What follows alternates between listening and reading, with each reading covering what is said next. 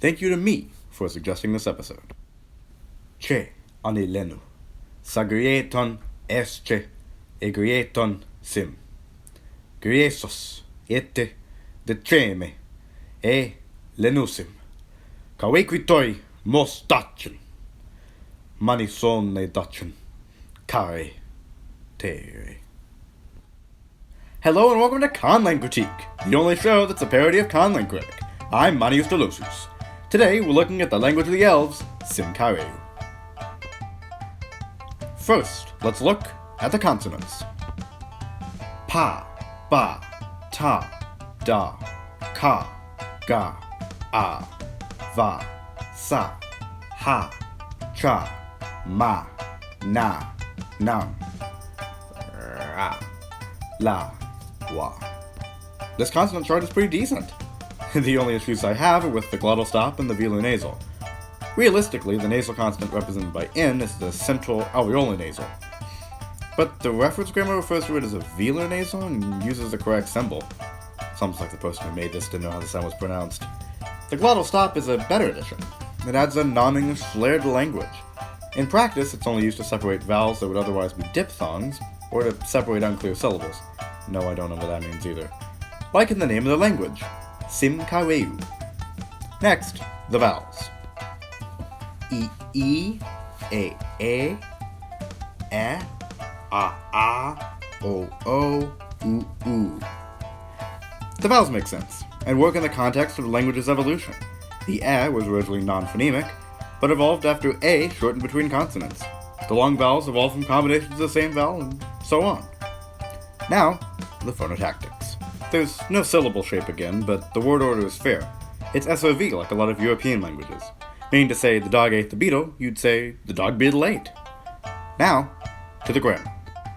Now, Sémka'reu uses declensions and conjugations like a lot of Romantic and Germanic tongues. So if I want to say the toy of the dog, I would say me kanyu. Before we get to the vocab, let's quickly address another strange aspect of Sémka'reu, the diphthongs. Sémka'reu uses way too many diphthongs. You may be saying, oh, there can never be too many diphthongs. And I say, E, A, I, oi, ye, A, I, ye, I, ya, a, yo, ow, o, you, ew, ow, oo. That's too many diphthongs. Now, the vocabulary. I'm going to go over some features that Sémka'reu has and English doesn't. A formal and formal distinction. An animacy distinction. Side note, if you're talking to someone in the formal, you're literally calling them divine, since the word also functions to separate mortals from gods. Pretty cool, huh? Anyway, continuing. Words that evolved from idioms. Inclusive and exclusive versions of we. No distinction between at, in, or on. Verb conjugation. Imperfect aspect.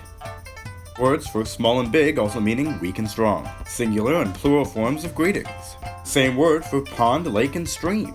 The word for fear meaning having no courage. The word for anger and hate meaning to give fear. The word for soul being the same as the word for fire.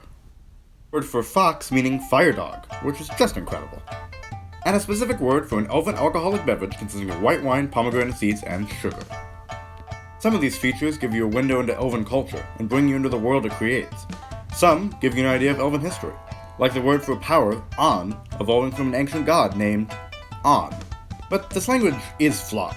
It seems way too much like English at times and took a lot of work from the proto-language to make it salvageable. Here's an example.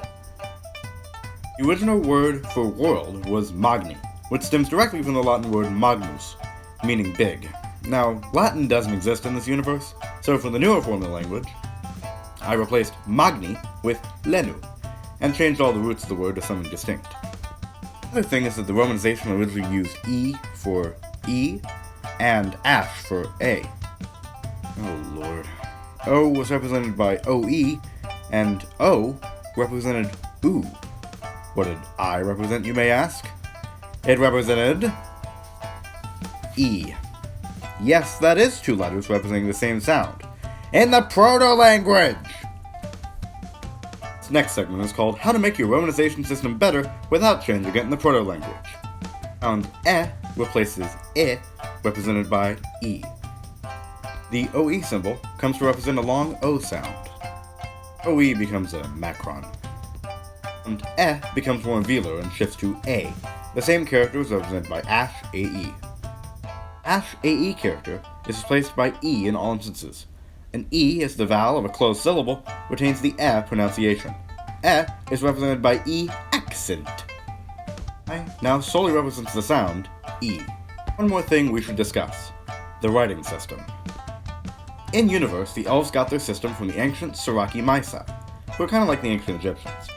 The writing system is supposed to resemble Greek, as it is the precursor to the Romantic writing system in universe. So what does the Elven system look like? So yeah, it's just a version of the Roman alphabet with some crossbars taken out and some diacritics added. I guess it's not bad, it's just really boring. Overall, it's a pretty good language, just somewhat flawed. But it has some unique features that make it worth keeping. So, my rating is, Sémka'reu is better than Aka'ea, making it the best Conlang I've reviewed so far. Join me next time when I review the language of the Moru, Valkama.